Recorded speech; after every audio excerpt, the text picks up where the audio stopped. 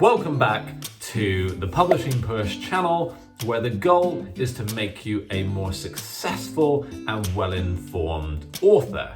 Today, before we get started with the video, in the description below there is a link to our author resources. So on our website we offer two completely free guides. One is all about book marketing, the other is all about legal implications for self-published authors, for published authors. So really make sure to go and have a look at those guides. As I say, they're completely free. Some fantastic advice in there. Link is below to go and check those out. Today's video is all about author names, publisher names, and imprints. So this is a question we get asked a huge amount by authors, and it is confusing. So I'm going to run through them now. The publisher name is the legal entity. Your imprint is the brand name, if you like.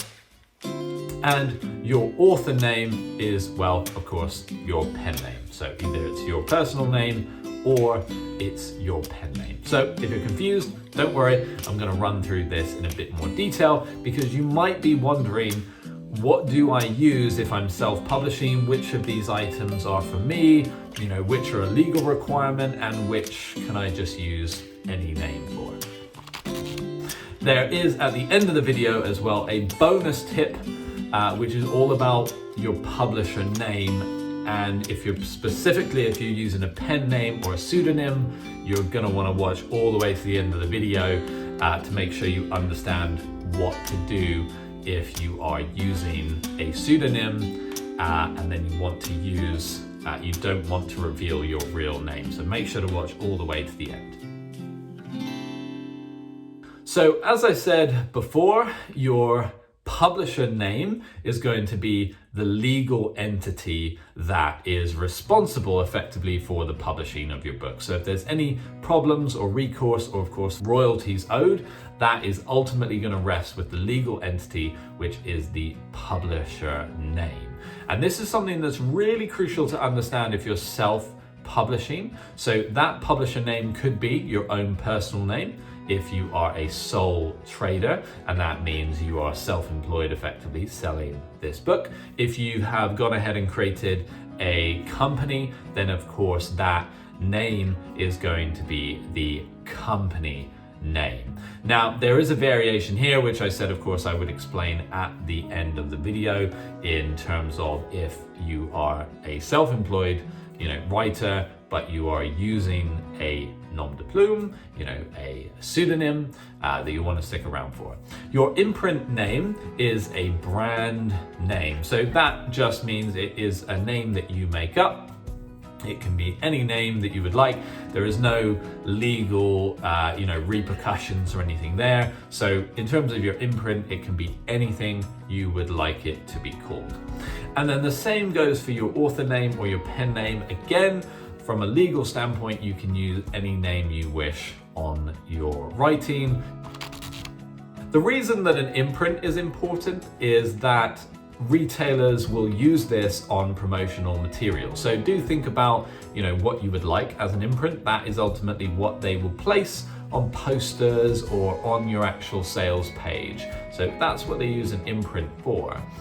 An imprint will also be used on the inside of your book. And really the reason for an imprint is if you are a writer who publishes in multiple genres, you would then want to have potentially an imprint for all these different genres. So you have an imprint that focuses on thrillers, an imprint that focuses on romance, an imprint that focuses on fantasy. You get the idea. That's the main reason that an imprint is used. So as promised, what do you do if you are publishing under a pen name, but you are self-publishing and therefore you don't have a publisher, so you still need to provide a legal entity? Now, be very careful where you are setting your book up.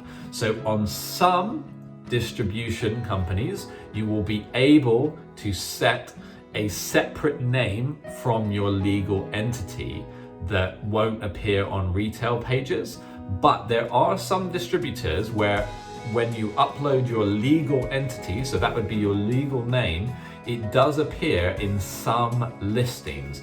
I think Waterstones and a few other retailers do this, where they pull the data from the distributor and then they will actually show that legal entity. What you can do is you can set a trading as name. So rather than it being your actual name, you could set a different name that says trading as, and make sure to list, of course, you have to list your legal name in the actual account details, but make sure that where you're listing it is not in the section that is going to appear on a retailer's website. So there is a way to, of course, publish using a pen name and not disclosing your real name, but you have to really pay attention to each particular distributor and where you can upload your name and where you can't, and where if you upload a name, it's going to appear on some of the retailers' websites. So really watch out for that.